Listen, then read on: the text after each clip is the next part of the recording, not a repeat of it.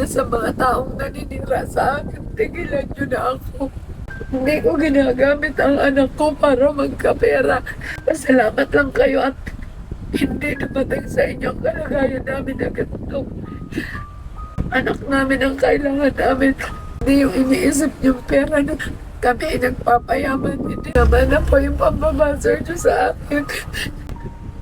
May naririnig ka talaga. Mayroon po, kahit nung kayo ay nagpupunta dito, sa totoo lang, ang sabi nila sa akin, kami daw ay nagpapayaman.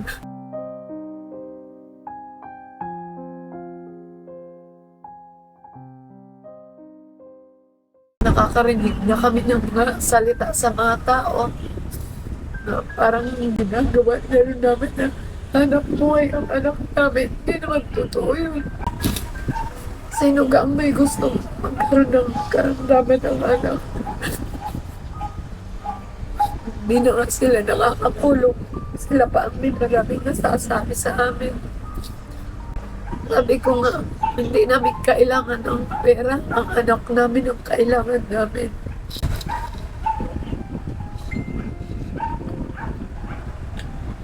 Kung kahit nang maibalik ang anak ko, lahat ng pera na gusto ng ibang tao ay babalik namin.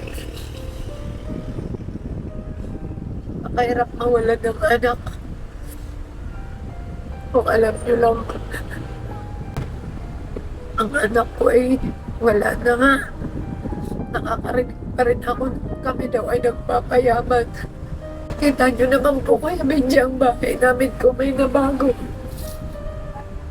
Kung ako'y nagwawalda sa itinutulong sa amin, eh sana hindi na ganito ang kalagayan namin.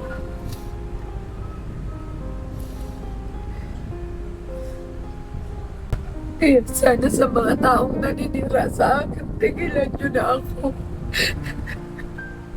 Hindi ko ginagamit ang anak ko para magkapera. Talagang natating sa amin ang pagsubok. Sana pagtigilan niyo na ako. Pasalamat lang kayo at hindi dumating sa inyong kalagayan namin na ganito. Anak namin ang kailangan namin.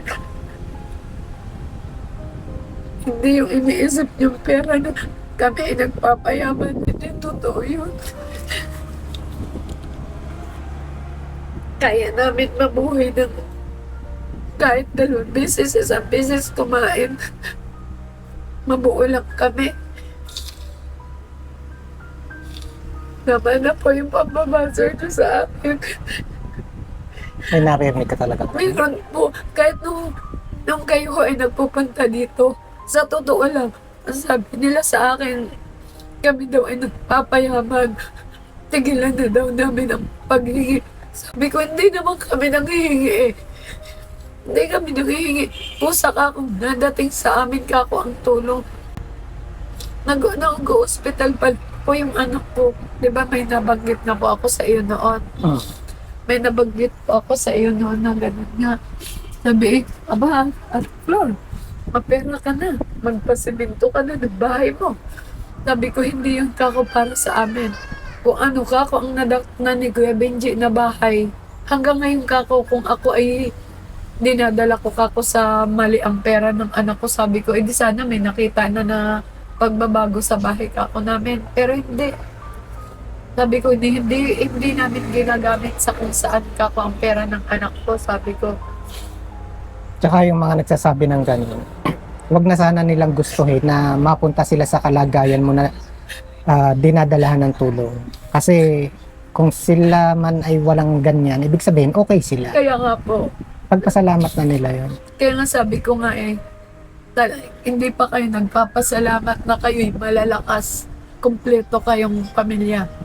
Sabi ko, hindi naman kami bibigyan ng tulong na yan. Kung katulad namin kayong malalakas, sabi ko ganon. Kaya kami tinutulungan dahil gusto rin nila madugtungan ang buhay kako ng anak namin. Sabi ko, may mga taong nagmamalasakit kako. Kayo na nga kakoy, wala nang naitutulong. Kayo pa ang mga maraming nasasabi.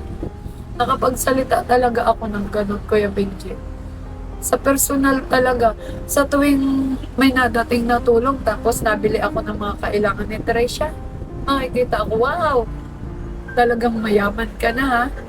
Sabi ko, para sa inyo natutuwa kayo, sabi ko, pero para sa amin, oo, natutuwa kami dahil may nadating, pero hanggat maaari, sabi ko, ayaw namin na nagkakasakit ka ko ang pamilya namin. Sabi ko, wala tayong magagawa, talagang nandyan na ako.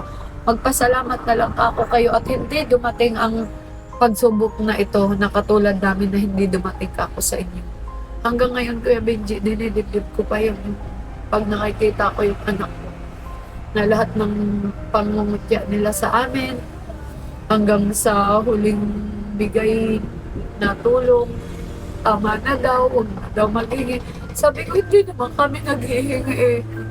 Sabi ko, kung sana manadating yun, sabi ko. Hindi ka ako kami naghihingi dahil ko sa pagkain namin. Kaya ka ako namin gawan ng paraan ang pagkain. Sabi ko, kaya yan sila nagbibigay para ka ako madugtungan ang buhay ng anak namin. Sabi ko, hindi yung ginagawa ka, yung iniisip niyo ako na ginagawa na namin hanap buhay. Doon po ako nasasaktan. Sabi nilang ginagawang hanap buhay ang anak ko. Mali yun. Dahil sana kung ginagawang hanap buhay, ang dami na sana namin pera. Paigot mo nga, Kuya Benji, ang bahay ko kung may nabago. Wala. Hanggang ngayon nga Walang butas pa. nabago sa bahay ko. Wala. Gayon pa rin. Lalo pang naging malala ang sitwasyon. Wala ng pintuan, wala ng harang. Yan ba ang sinasabi nila? Kapag umulan, babaha din sa loob. Tago kami sa loob. Kaya sana po tigilan na ako. Kung gusto nilang sila ang tulungan, lumapit din po sila sa pwede tumulong sa kanila. Dahil kami At na wag na nilang gustuhin na may mangyari pang hindi maganda. yun lang Kasi po. kung ano yung meron sila ngayon, blessing na yun. Yun lang po ang inaano ko na hanggang ngayon. Sabi ko sana naman tigilan na kami. Dahil hanggang ngayon talaga meron pa rin nag-aano sa akin. Sabi ko nananahimik na ang anak ko. Sabi ko, pagdasal nyo na lang na siya yung matahimik na lang kung nasaan siya ngayon. Hindi naman kami naghihingi sa kanila, Kuya Benji, ng pangkain namin para ganyanin kami. Kami pa nga ang nagbibigay kahit wala kami kung anong meron dyan. Pinapamahagi ko naman. Kaya ako lang ay nagtataka bakit ganito ang ano sa amin. Kaya sana lang, pag ako rin nagdadasal din ako sa mga taong nangaano sa akin na wag lang dumating sa kanila ang dinadanas namin dahil siguradong hindi nila kakayanin.